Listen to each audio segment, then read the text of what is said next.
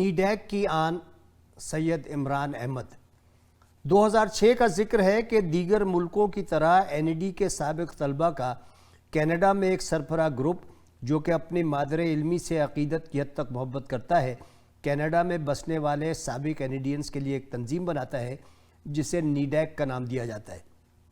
اس کے ہراول دستے میں ڈاکٹر زبیر، نصیر احمد، ادریس خان، مظاہر بھائی اور دیگر شامل ہیں۔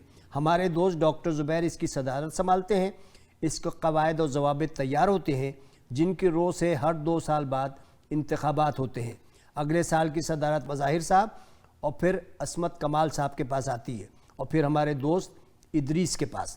ادریس NED والوں کے گروپ بھی ہیں اور ایک خاص گروپ پہ اثر و رسوخ بھی رکھتے ہیں۔ پھر NED کے ابھرتے چاند کو گرہن لگ جاتا ہے۔ اپنوں کی ایسی لڑائی ہوتی ہے کہ گھمسان کا رن پڑتا ہے اور یہ کہنا پڑتا ہے کہ اس گھر کو آگ لگ گئی گھر کے چراغ سے۔ غالباً سن 2013 کا ذکر ہے۔ NED کے سابق طلبہ کی اس تنظیم کا شیرازہ بکھر چکا ہے۔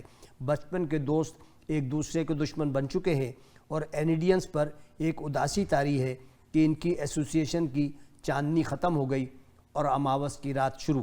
ایسے میں ایک شخص آگے آتا ہے جسے نیڈیک میں مختلف حیثیتوں میں کام کرنے کا تجربہ بھی ہے اور لگن بھی۔ 2014 میں دوبارہ انتخابات ہوتے ہیں اور یہ شخصیت جس کا نام عمران احمد ہے ایسوسیشن کا صدر بن جاتا ہے اور یہی عمران میرے اس خاکے کا مرکزی کردار ہے۔ 15 دسمبر سن 64 کو بنس روڈ کراچی میں محمد احمد صاحب اور فریدہ احمد کے ہاں پیدا ہونے والی دوسری اولاد ہیں۔ احمد صاحب نے سن 47 میں پاکستان ہجرت کی۔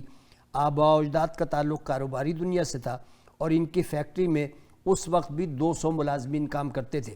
سونے اور چاندی کے ورق بناتے تھے۔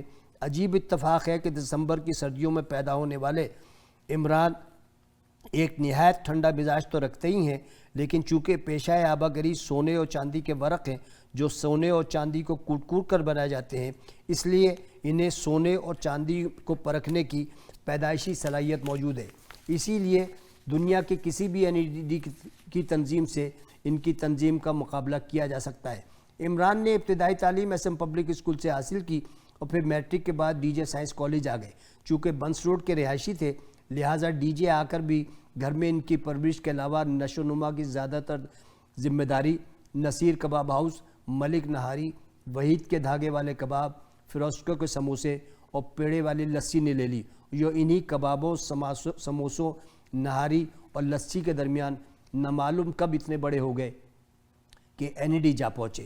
سن 83 میں NED آئے اور اللہ کا شکر ادا کرتے ہیں کہ کم از کم 1 سال انہیں اسٹوڈنٹس یونین کا دیکھنے کا موقع ملا، چونکہ اس کے بعد جنرل ضیاء الحق نے اسٹوڈنٹس یونین پر پابندی لگا دی اور طلبہ کے سیاست کے اسرار و رموز سمجھنے پر بھی، جو آگے چل کر ان کی شخصیت کا حصہ بنا اور نیڈیک کو کامیابی سے چلانے کا کام بھی آیا۔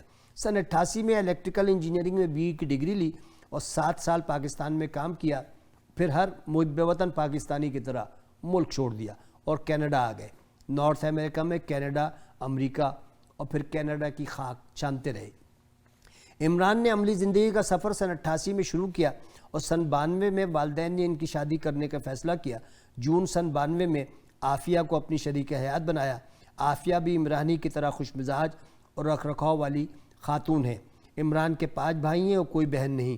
اسی طرح عافیہ اور عمران کے بھی 3 بیٹے ہیں، کوئی بیٹی نہیں۔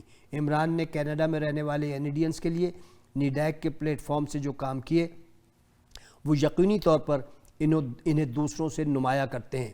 پبلک آفس سنبھالنا اور چلانا ایک مشکل کام ہے جو بیویوں کی مدد کے بغیر ممکن نہیں۔ عافیہ کو اس میں پورے نمبر دیے جاتے ہیں جس طرح سے اس نے عمران کا ساتھ دیا اور تنظیم کو چلانے میں مدد بھی کی۔ عمران سے میں پہلے سے واقف نہیں تھا، گو کہ میرا خاندانی تجربہ سونے اور چاندی کو پرکھنے کا نہیں ہے، لیکن نامعلوم کیوں مجھے عمران میں ایک خاص بات نظر آئی۔